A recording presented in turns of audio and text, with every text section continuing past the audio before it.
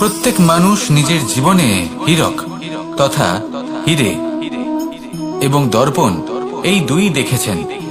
এই দুই হলো সাদা এবং এরা দুজনেই আলোর প্রতিফলন ঘটায় এবং এরা দুজনেই উজ্জ্বল হয়ে ওঠে। আপনি হয়তো মনে মনে ভাবছেন যে এটা কি ধরনের তুলনা করছি। একটা হীরে তো রত্ন, তার মূল্য দর্পণের থেকে অনেক গুণ বেশি। কিন্তু হীরে থাকাতে দর্পণের মূল্য কিন্তু কোনো অংশে কমে যায় না, তাই না? মানুষ যখন হীরে নিজের হাতে নেয় তখন সবার আগে কি খোঁজে? দর্পণ, যাতে তার মধ্যে দিয়ে দেখে সে বুঝতে পারে যে সেই হীরে আদৌ তার শোভাবর্ধন করছে কিনা, তাকে ভালো দেখাচ্ছে কিনা, প্রসাধনের জন্য সেটা ব্যবহার করা ঠিক হবে কিনা।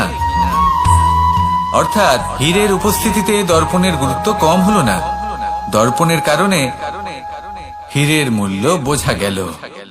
আমাদের জীবনেও ঠিক এরকমই ঘটে। আপনারা যদি সংসারে নিজের আশেপাশে দেখেন, এমন অনেক মানুষ দেখতে পাবেন যারা নিজেদের ক্ষেত্রে মহান স্থানে পৌঁছেছেন, নিপুণ এবং শ্রেষ্ঠ হয়েছেন। আর তাদের মধ্যে আপনার নিজের মনে হয় যেন আপনি হলেন দর্পণ। নিজেকে ছোট মনে করবেন না। আপনার মূল্য কম হচ্ছে না, আপনার নিজস্ব মূল্য আছে।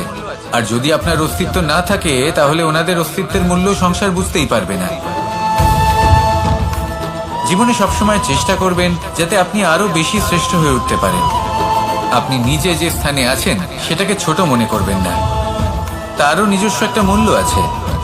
যদি আপনি হীরে হয়ে থাকেন তাহলে অহংকার করবেন না, যদি আপনি দর্পণ হয়ে থাকেন তাহলে নিজেকে ছোট মনে করবেন না। আসুন আর আমার সাথে ভালোবেসে বলুন, রাধা রাধা। মানুষ জন্মগ্রহণ করে, তার সাথে ভয়েরও জন্ম হয়। ছোটবেলা থেকেই আমাদের মনে কোনো না কোনো প্রকারের ভয় থেকেই যায়। কেউ এই বিষয়ে ভয় পায় যে তার কোনো বস্তু তার থেকে দূরে চলে যাবে, কেউ এই বিষয়ে ভয় পায় যে আমি নিজেকে হারিয়ে ফেলব, কেউ এই ভেবে ভয় পায় যে আমার প্রিয়জনেরা তারা যেন আমার থেকে দূরে না চলে যায়, কেউ এই ভেবে ভয় পায় যে আমরা যেন পথ না হারিয়ে ফেলি, আদি ইত্যাদি। কিন্তু সত্যি কথা বলতে ভেবে দেখুন, এই ভয় বাস্তবে কি?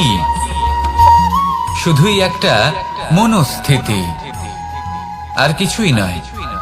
যা কিছু আপনি জীবনে পেয়েছেন তা একদিন আপনাকে হারাতে হবে।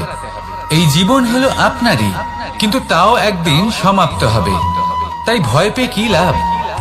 এই ভয় শুধু আপনাকে জীবন যাপন করা